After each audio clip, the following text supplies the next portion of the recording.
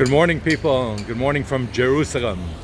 This is David Ha'ivri, your Israel tour guide, and today we are going to take a nice walk along King David Street through the Mamila Mall towards Jaffa Gate into the old city of Jerusalem. I hope that you enjoy this. Please write your feedback in the comment section. Tell me if you have been watching my other videos and what your preference is. I have been testing different types of different genres or different concepts of filming and editing videos. I've been posting a lot of unedited videos, just filming and posting them. I've done some like this one where I am narrating, speaking and guiding to explain and tell stories and background about the places that we are seeing. But I have also uploaded videos with no talking at all, just a relaxing walk in Jerusalem. So check out the different types of videos that I have on my channel and let me know what you enjoy. I'd also love to hear what you'd like to see, particularly in Jerusalem and elsewhere throughout the country. And I hope that gradually I will, from time to time, post more Israel tours on this channel. So let's get going. I'm flipping over the camera now. All right, here we go. There's construction going on here at the entrance to the Hebrew Union College on King David Street, which is very close to the King David Hotel.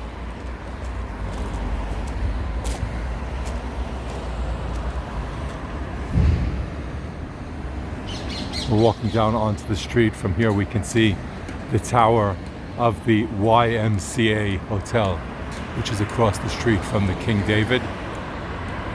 But we are going to turn here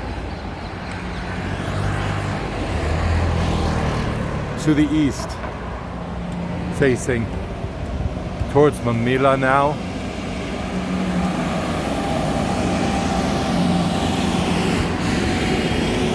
So the King David Hotel is behind us. Here we can see the old entrance to the Hebrew Union College and the construction that is going on behind me is for the new entrance complex. This is what's going on here, and you can see there's a blue historical sign here in Hebrew, Arabic and English, and it says Hebrew Union College, built in 1963. The original modernist building was designed by the architect Henzrau, with later additions designed by architect Moshe Safadi. The Jerusalem Hebrew Union College is one of 4 campuses of the Jewish Reform Movement College for Jewish Religious Studies, houses the Ball Museum of Archaeology, established in 1986.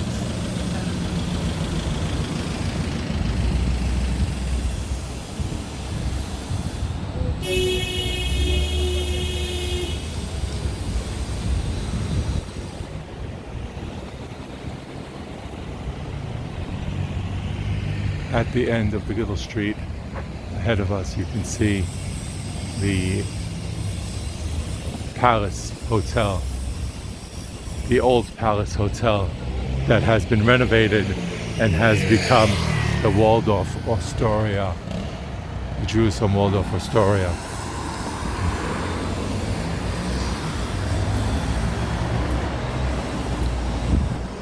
And what do you think about this water fountain on the bottom part of King David Street? Some Jerusalemites have said that this kind of looks like a life raft or maybe a bagel in a pool. What do you think about this water fountain? No wrong answers. Here we have the David Citadel Hotel on the corner of the King David Street.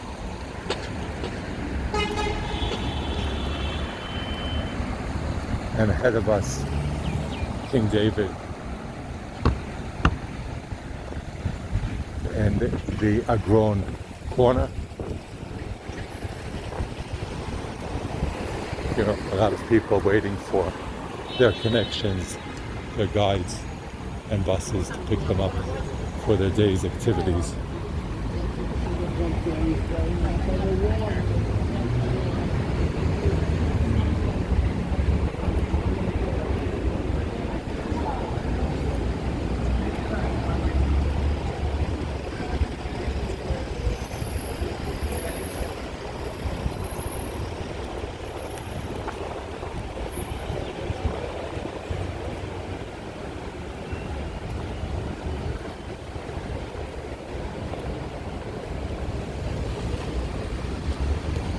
The street to our right is called Itzhak Kariv, and the same street to the left is called Agron. If you followed one of my previous videos, you might have seen an incident I had while filming on Agron Street with the American Embassy offices that are further up the street. You can check out my videos. I think that the name of the incident is in the title. Along the Mamila Mall, there are sculptures that are for sale, but you can just walk through the mall and enjoy the different sculptures. This mall is pretty special because part of the buildings are historical buildings from the end of the 19th century and beginning of the 20th century. And many of these buildings have been restored. You see the numbers etched out on each stone. These buildings were actually, the markings were placed here in order to be able to disassemble all of the stones and then put the building back together like a puzzle with each stone in its place.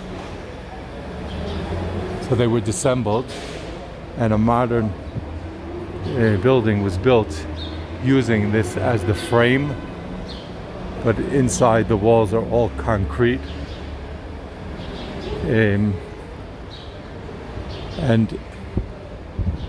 right after they reassembled these buildings, they started erasing the numbers that they had placed here, but then they realized that there's significance of leaving it here, so we tour guides can explain the process that took place of disassembling the buildings and rebuilding them. And the buildings to our right are modern buildings that were built considering preserving the atmosphere of this neighborhood, the Mamilla neighborhood. This neighborhood was on the frontier, on the border between Israel and Jordan from 1948 to 1967.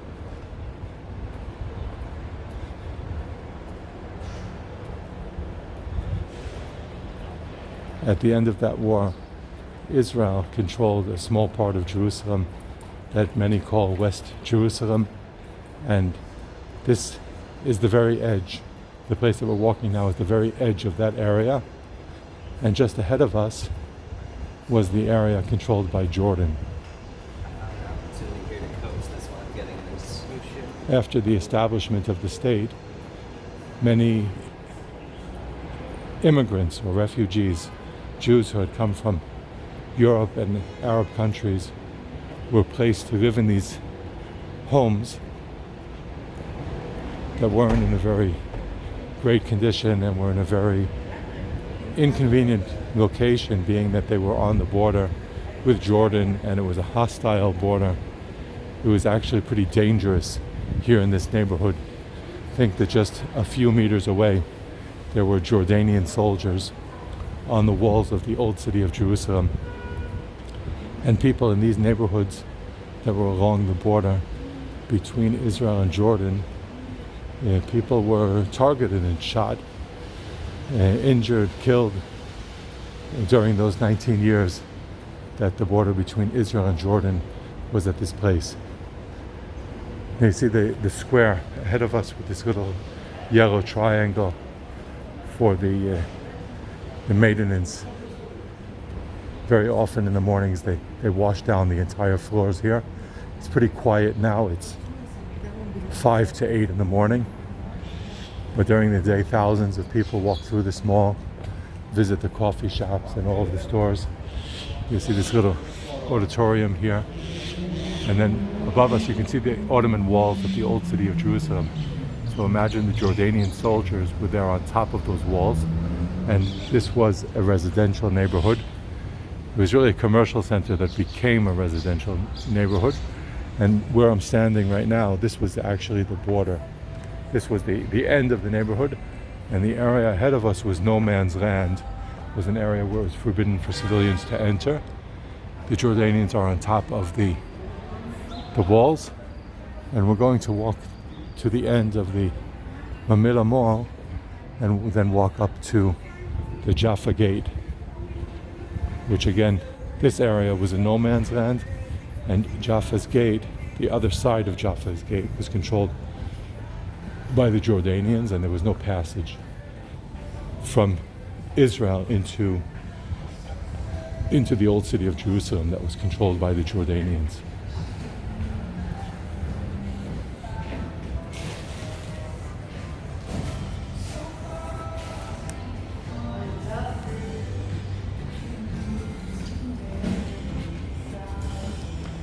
See all of the sculptures on the path. You can just come here and enjoy the sculptures, and from time to time they are changed with other works of art, kind of like an open air museum.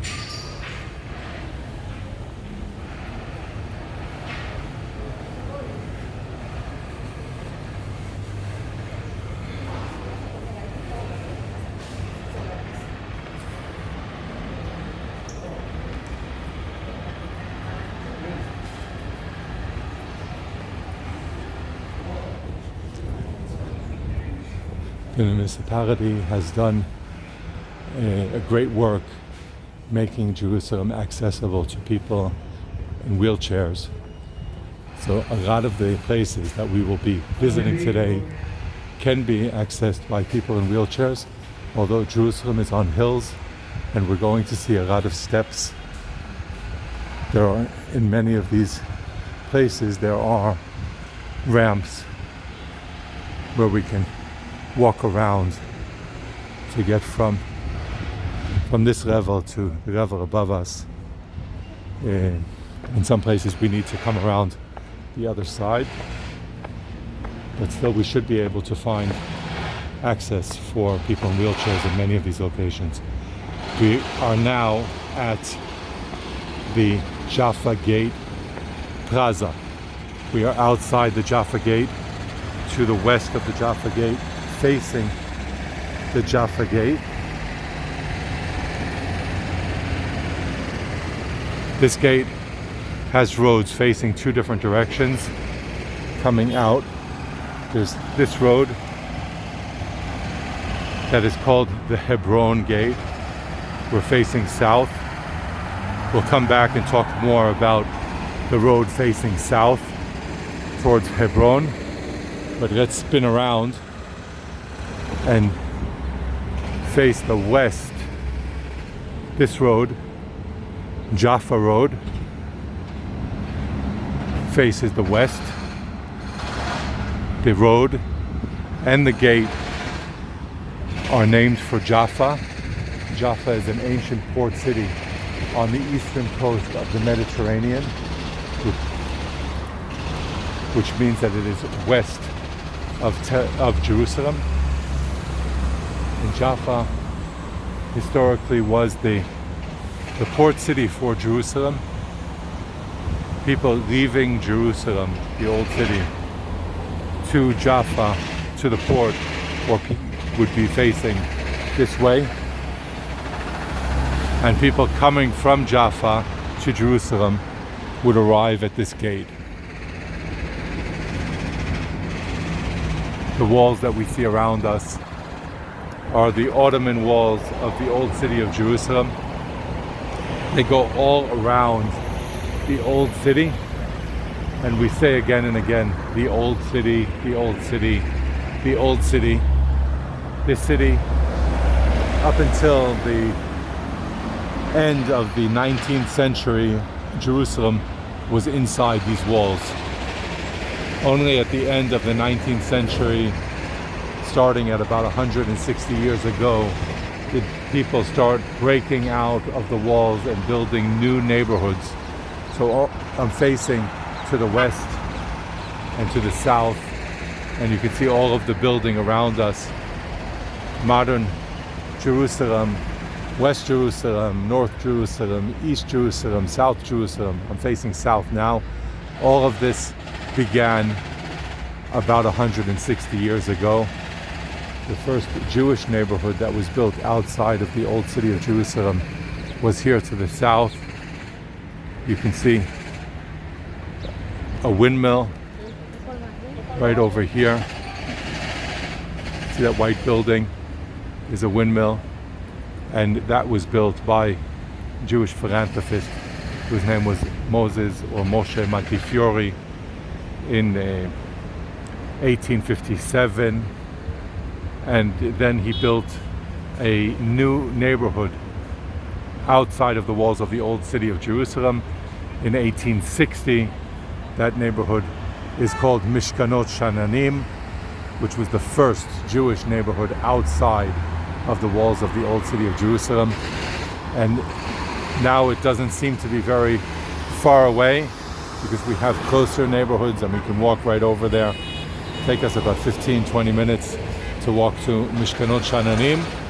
But if you think about the time period when it was built in 1860, there weren't really paved roads going up to that hill. There was a road here leading to Hebron, and that will take us to an interesting point that in the old city of Jerusalem, of course, we see signs in Hebrew, Arabic, and English. But what I find interesting is very often the names of locations are not direct translations, but have different names in the different languages. So for instance, here we see the sign. In the middle it says Jaffa Gate in English, and in Hebrew it also says Shar Yafo, which means Jaffa Gate, but in the middle it says Bab el Khalil, which means the Hebron Gate.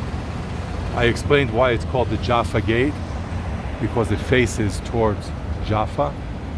But why is it also called the Hebron Gate?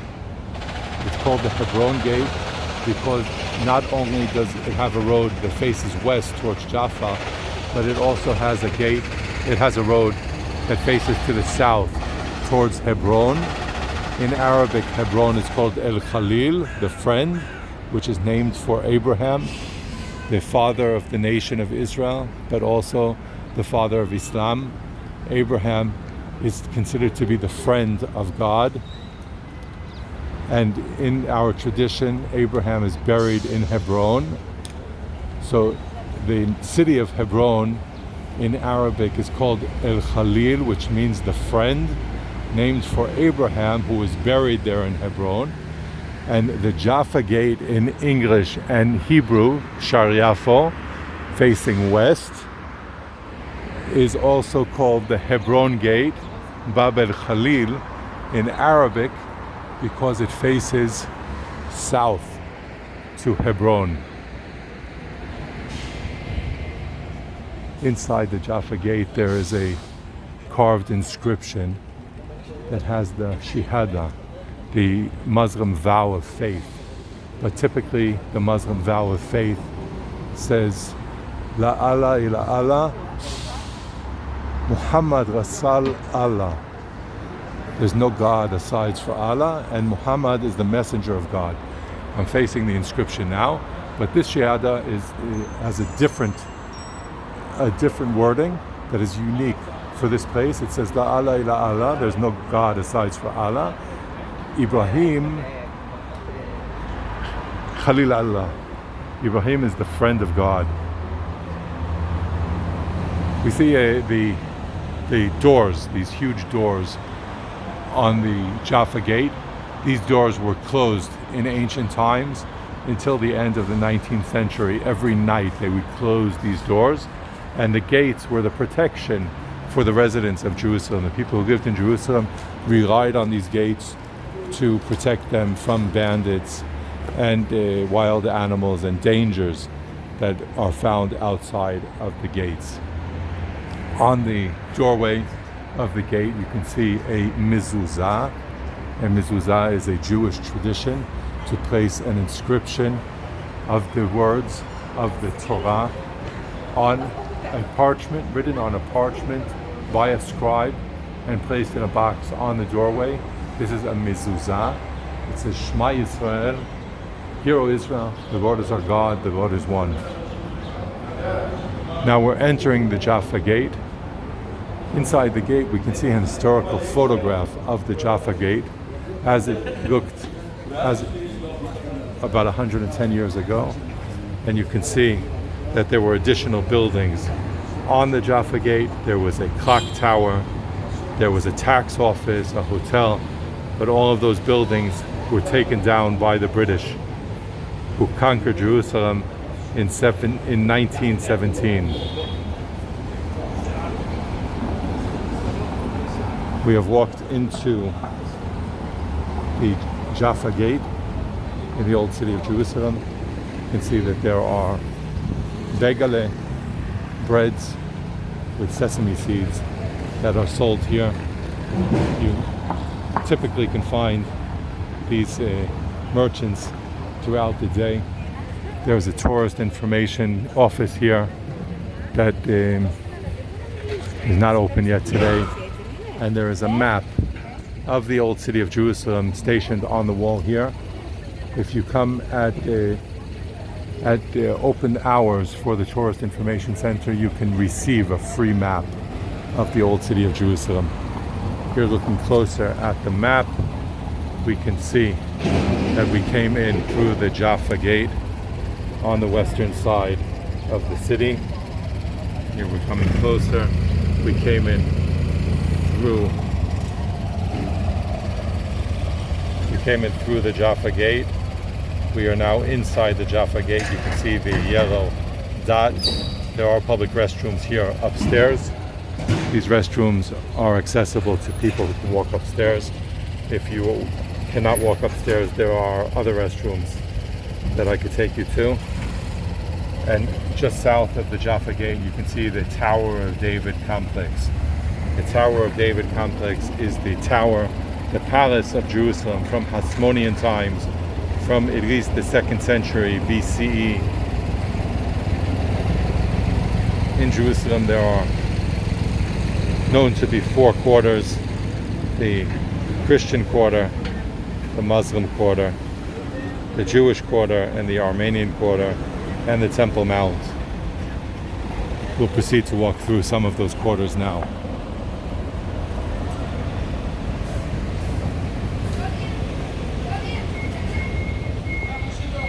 Radin Patriarchat Street, which leads to the Radin Patriarchat in the Christian quarter. We're passing by the Christian quarter to the north, or to our left.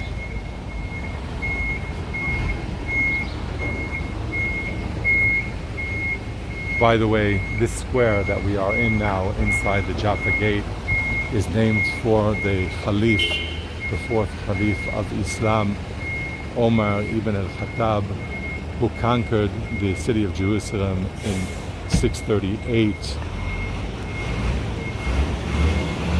He conquered Jerusalem from the Byzantine Roman Christians. We can see a sign that the square is named for Omar ibn al-Khattab. The sign needs some work. It's a bit broken with time.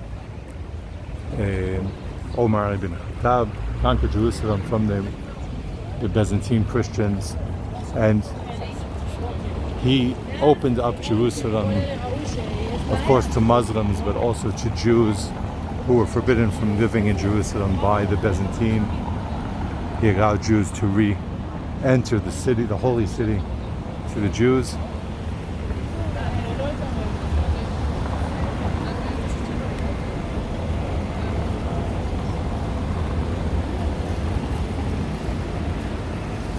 I don't know if you noticed on the roof here, there is a Swedish flag looking around on rooftops in Jerusalem. We can see flags of different nations and different religious dominations. This building is the Swedish Christian Information Center or Swedish Christian Study Center. At one time it was the American consulate. Next door, this building that was originally built as the Austrian Post Office, which was the most reliable post office in the 19th century period during the Ottoman Empire. The building today is the Christian Information Center, which is operated by the Franciscan Order of the Catholic Church. The Franciscans are entrusted in protecting and maintaining the Christian sites throughout the Holy Land, the Custodia Terra Santa, and here tourists can visit the Christian Information Center to get information about all of those sites throughout the Holy Land. And next to the Christian Information Center, there is the Christ Church, which is the Protestant church that was established here in Jerusalem in the middle of the 19th century through great effort by the British and German Protestants who lobbied, pressured, and worked to convince the Ottoman Empire to allow them to establish a Protestant church. This church was the first Protestant church that was established in the Ottoman Empire and in the city of Jerusalem during the Ottoman Empire. Of course, the Ottomans were Muslims, and they and their residents were not very open to allowing Christians to establish new institutions in their domain, and surely in Jerusalem. And even the Christian dominations were not too happy about newcomers like the Protestants establishing their presence in the old city of Jerusalem. But everyone wanted a stake, everyone wanted a piece of Jerusalem, and this is where the British and German Protestants started out. After some time, the British and Germans split up, and the Germans established other locations. Here we have the Tower of David. Earlier I spoke about the Tower of David complex, palace, museum. This building, at least part of it, is an archaeological remain from the 1st century BCE, 1st century before the Common Era. It's built by Herod the Great, the Jewish Roman king of Judea. This was part of his palace that was left by the Romans who destroyed the city of Jerusalem in the year 70. When the Romans conquered Jerusalem, they left part of this palace or this fortress for people to realize how magnificent the city of Jerusalem was. If your baggage needs to get to your bus, this guy might help you carrying baggage from some of the hostels in the old city of Jerusalem to their buses.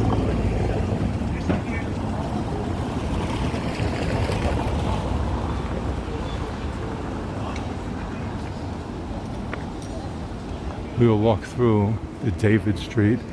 We started out on King David Street, and we're now walking through David Street in the old city of Jerusalem. This is the marketplace. It's still pretty early in the morning, at 8:15, and most of the shops have not opened yet. Notice that the road is very narrow. Notice that we're on a hill, descending into the valley, and that in the middle of the road there are ramps for wheeled wagons or for people in wheelchairs. So although in some places it's pretty steep, it's a steep descent, but still if you are in a wheelchair you can access through this road.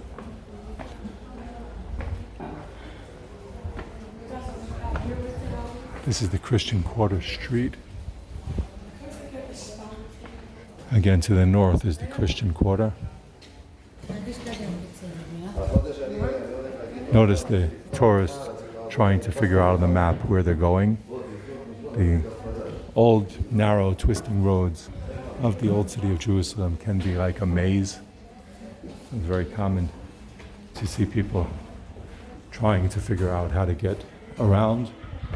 Not only is it like a maze, but it's also all of the roads in the old city have a similar look with similar types of shops, and the pavement is all Jerusalem stone. There are many souvenir shops where they have jewelry and stones, and pottery, fabrics, all very colorful and beautiful. Good morning.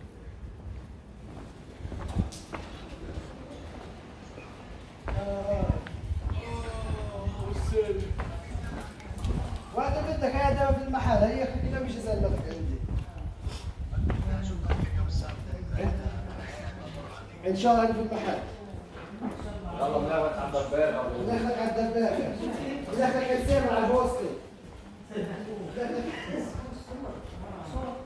حياك الله انا انت بيظهر مش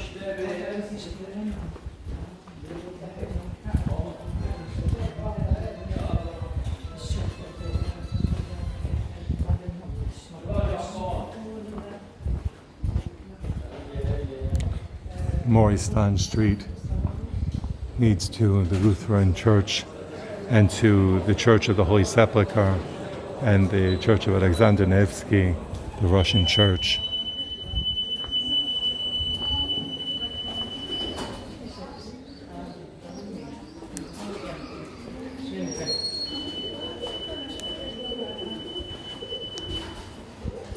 See the arches of the Crusader Hospital.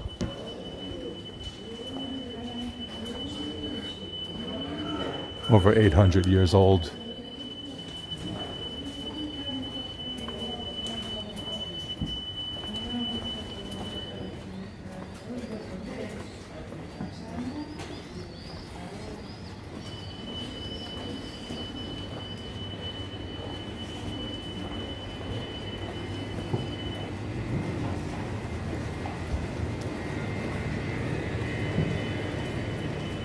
See, the sign says Cardo. Cardo is the main road in Roman times. The Cardo, it says the arrow points to our right, but this road pointing to our left is also part of the Cardo. Actually, 3 roads here are part of the Cardo. It was a very wide road, 24 meters, that was cut up into 3 different marketplaces. And here to the south, the Cardo goes from the north to the south.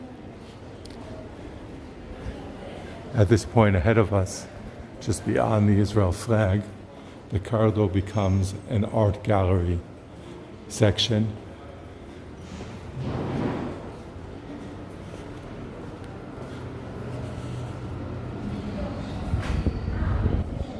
We'll take a quick look here. Let's see what the sign says. The Western Cardo.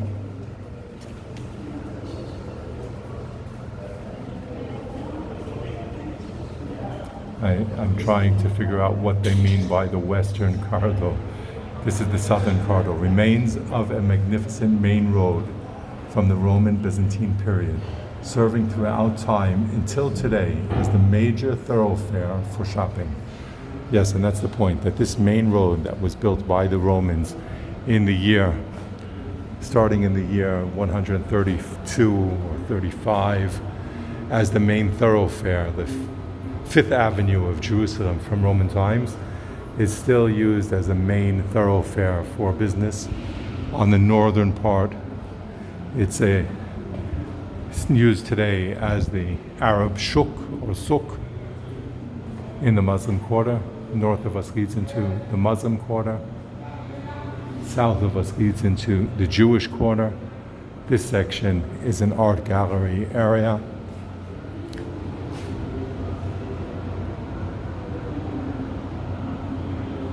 Here we can see Hasidic, traditional Jewish musicians. We can see a painting of the temple on the Temple Mount as it stood up until its destruction in the year 70. A Jewish wedding, a Jerusalem, old city of Jerusalem scene, the Temple of Jerusalem and the Temple Mount as it is today, with the Dome of the Rock in its center. Moses with the two tablets, a Jewish man praying with the talit and blowing the shofar. Another Jerusalem scene from the temple, the western wall, from a window in the Jewish quarter, the western wall. So many beautiful paintings.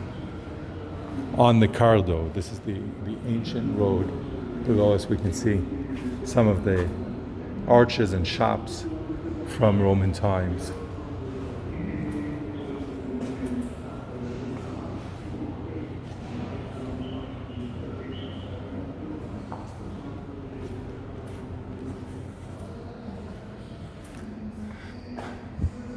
The Lion of Judea. Many ask, why is the lion? How has the lion become the symbol of the city of Jerusalem?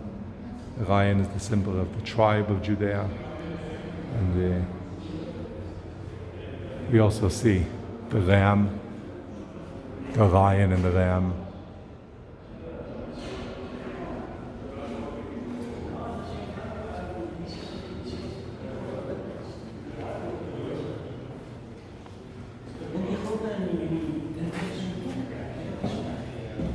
We pray for the peace of Jerusalem. And imagine, look at these arches. These are Crusader time arches. This shuk, this market, was built in Crusader times and is used to this day as the art gallery market on the Cardo in the Jewish quarter.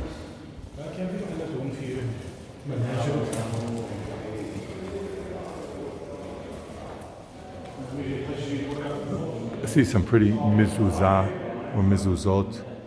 I explained about the mezuzah when we walked through Jaffa Gate. Here you can see artistic ceramic mezuzah that people can purchase and take home with them. And silverware, jewelry, engraving Bible verses on bracelets and rings.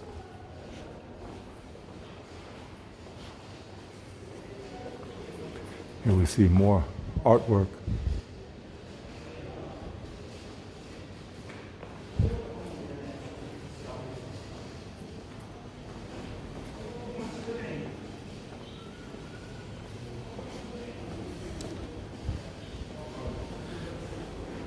In this section of the Cardo, this is an archaeological site.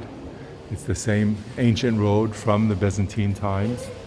We can see some of the ancient stones from 1600 years ago, and the stones around them that are newer were placed on the pavement was placed on the same level as the ancient stones that were found to make this area accessible for people On the walls around us, we see mosaic artwork. This is modern. The paintings are meant to give us an idea of the different types of shops that existed here 1600 years ago.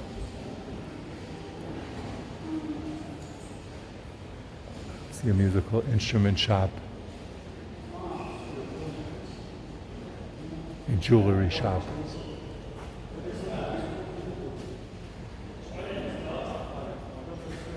a fabric store,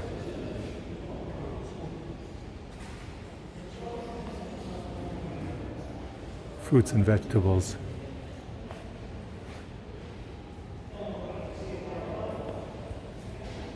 livestock. And here again we can see original ancient flooring stones that were found in the archaeological dig. Of course, the wear of time and water and earth and so forth had on the stones. So you can see the difference between the original ancient stones that were found when this was dug out and the modern flooring that was placed at the same level, which is much more square and flat. Spices, the spices store.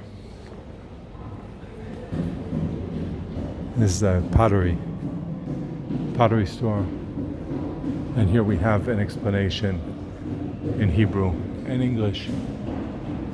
The Jewish quarter through mosaics. The Western Cardo in the holy city of Jerusalem during Byzantine period in 324 to 628 CE, Jerusalem and the land of Israel were awarded central importance as the setting for the stories of the Bible and the events of early Christianity. Jerusalem was built as a magnificent city with a surrounding wall, towers, gates, churches, and a healing center. The broad streets paved with stone, the Temple Mount was left in its ruins, and for most of this period, Jews were not permitted to live in the city. I mentioned earlier when Omar ibn al-Khatib conquered the city of Jerusalem, he allowed the Jews to return after some 300 years that they were not allowed in the Byzantine period. By the late Roman period, Jerusalem already had two main roads, Cardinis, the singular of Cardo, running north to south, and probably a main east-west road, Decumanus Maximinus, too. With the southward expansion of the city during Byzantine period, the two Cardinis were lengthened. The Western Cardo, where the mosaic project is on display, was a major highway of 22.5 meters wide. The silent stones cannot tell the story, but if we close our eyes, ignoring the noise and bustle around us that we hear throughout the day, not at 8 o'clock in the morning, allowing our imagined free reign, we might recapture the sounds, the colors, and the fragrances of a busy Jerusalem thoroughfare 1,400 years ago.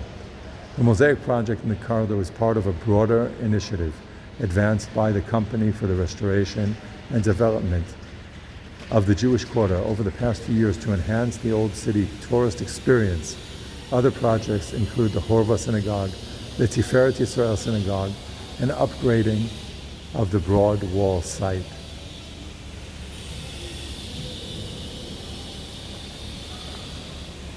We can see the western part of the Cardo that was found in the archaeological dig, the pillars, the store areas, the wall that was built above.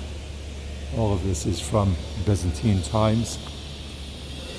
And here on the northern end of this area, there is another drawing to give us an idea of what the main Cardo, the main road, the thoroughfare of Jerusalem looked like in Byzantine times. So we can see, as if we are walking into this drawing, we can see the main road, and on either side, pillars and covering, and the shops inside the arches on either side of the road. This is what the main road of Jerusalem, the Cardo, would have looked like 1500 years ago, more or less. Notice in the photo, in the drawing, the artist included a modern day child meeting a child from antiquity. See the kid with the baseball cap. And on this corner, you can see the archaeologist and the mayor of Jerusalem, who are also included in the painting.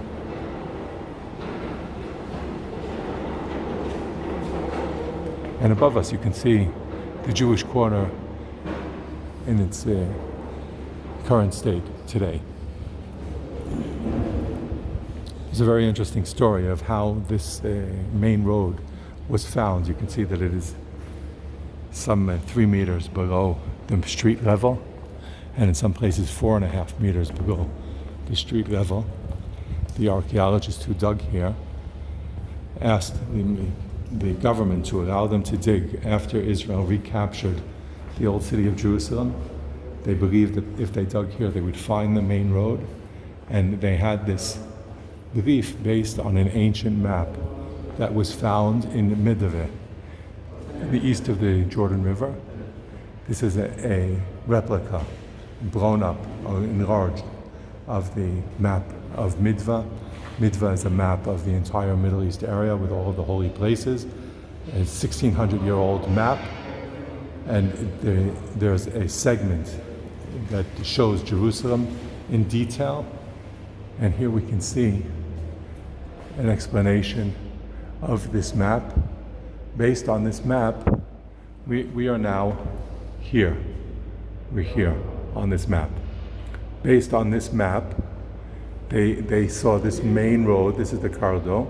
This part is in use, although a bit higher, in a higher level. This is the Khan el-Zaid Street. This is the El Wad, the Valley Road. They believed that if they dug here, they would find this road, and actually that's exactly what happened. That's what they did. The Medva map.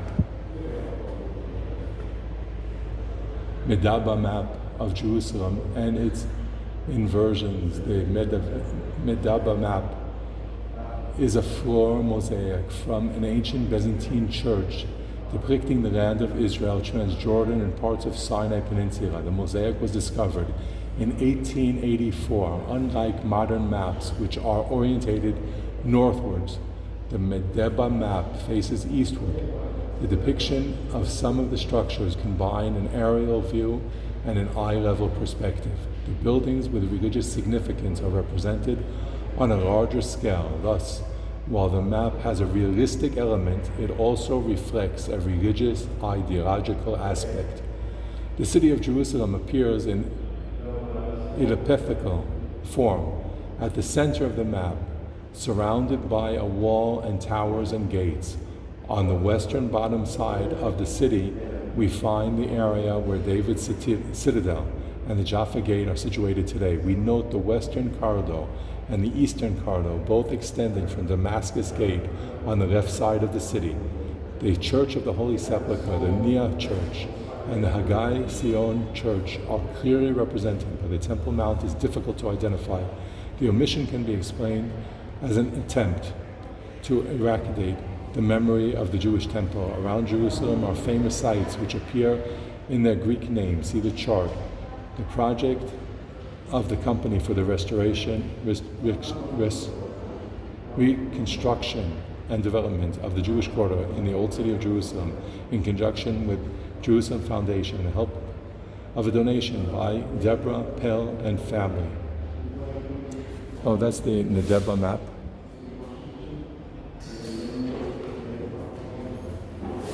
And we are on the Cardo, on the southern part of the Cardo. You can see we are about here on the map, on this main road, which is the Cardo, and we are on near the southern end.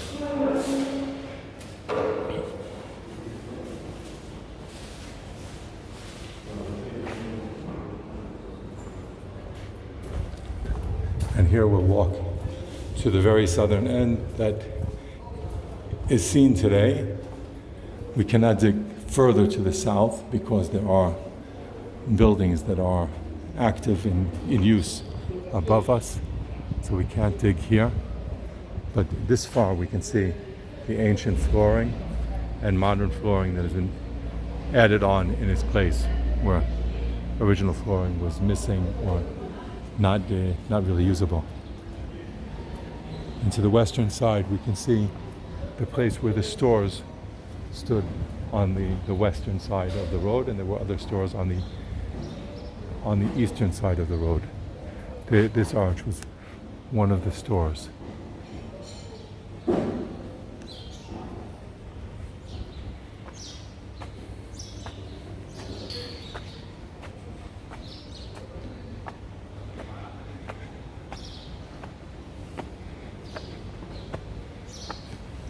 We are in the Jewish quarter of the old city of Jerusalem. You can see this is the Jewish Quarter Road.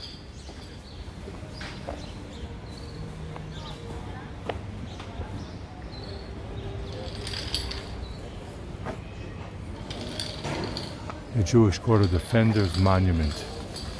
The Jewish Quarter was conquered by the Jordanians in Israel's War of Independence in 1948. The Jordanians took all of the Jewish residents who were captured into captivity in Jordan.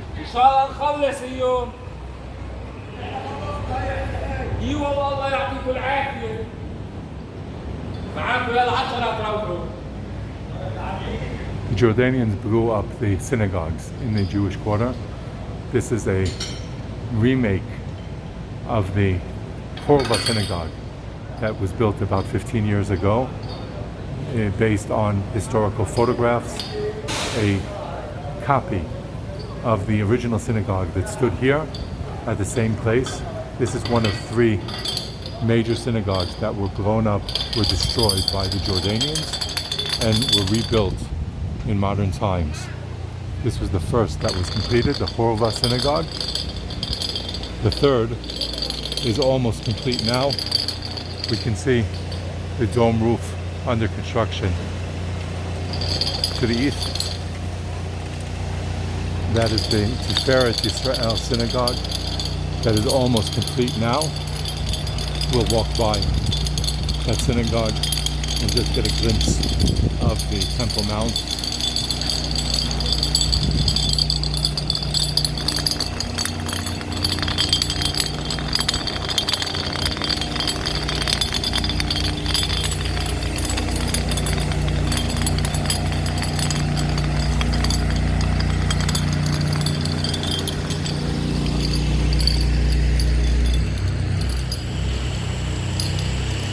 Horva synagogue.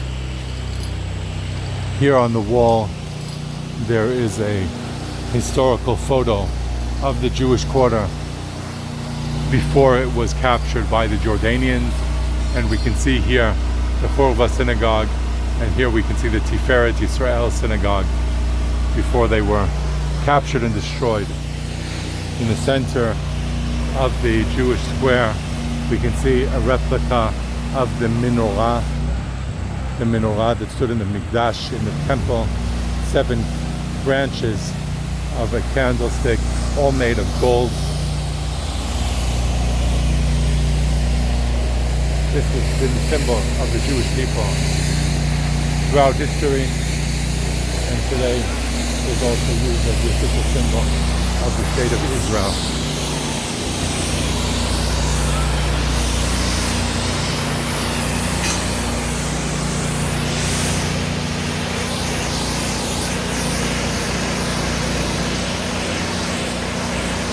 See how they keep our city clean.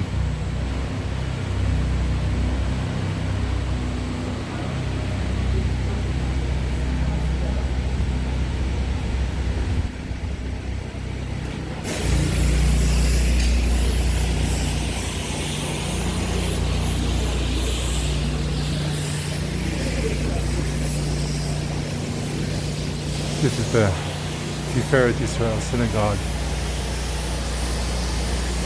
that is being rebuilt, under construction now. On the wall we can see some historical photos that were used by the architects to plan the new building that is being built as a replica of the building that was blown up by the Jordanians.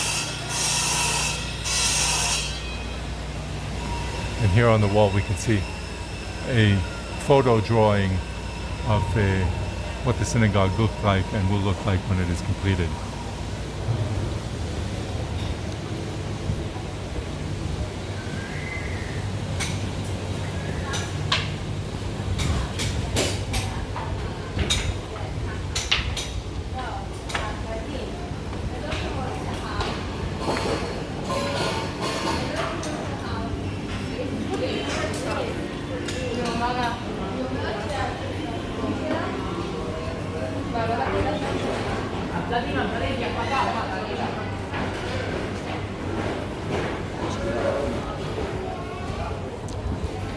The Jewish quarter is on a hill. There are two or three hills in the old city of Jerusalem. The Jewish quarter is on Mount Zion to the west. The Temple Mount is on Mount Moriah to the east. In between them there is a valley, Haggai, a Wad. We are now walking down the steps from the Jewish quarter to the old city of Jerusalem, to the western wall. We can already see the southern tip of the Temple Mount.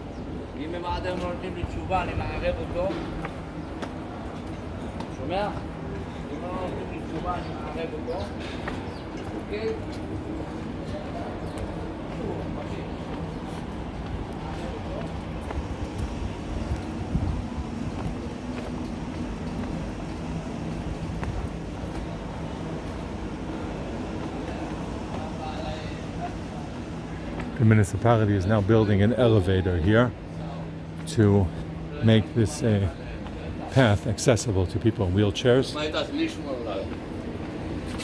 We're walking down from Mount Zion, from the Jewish quarter, towards the Western Wall, which again is in the valley between the two mountains, Mount Zion and Mount Moriah. The Temple Mount right in front of us. We can see the Al-Aqsa Mosque, which is on the southern tip of the Temple Mount.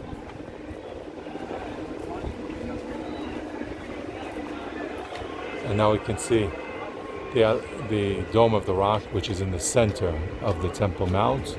And below the Dome of the Rock, we can see the Western Wall. The Western Wall is about 57 meters long, and it's just a part, it's about 12% of the entire length of the Western Wall. You can see the southern tip of the Western Wall going north. You see the bridge in the middle leading to the Temple Mount. Then you see the Western Wall Plaza, and then the Western Wall disappears behind the Muslim quarter. Most of the original Western Wall is hidden behind the buildings of the Muslim quarter to the north of us. The Western Wall is part of a box that was built around Mount Moriah by King Herod the Great in the 1st century BCE. He built this magnificent box around the Mount Moriah in order to level off a huge platform on the top to receive all of the pilgrims who would come from around the world to visit and take part in the ceremony, worship God, Hashem, on the Temple Mount.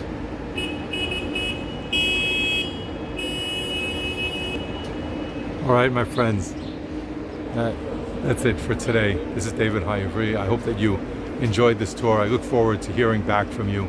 Please write your feedback in the comment section. Blessings to you from the Holy City of Jerusalem.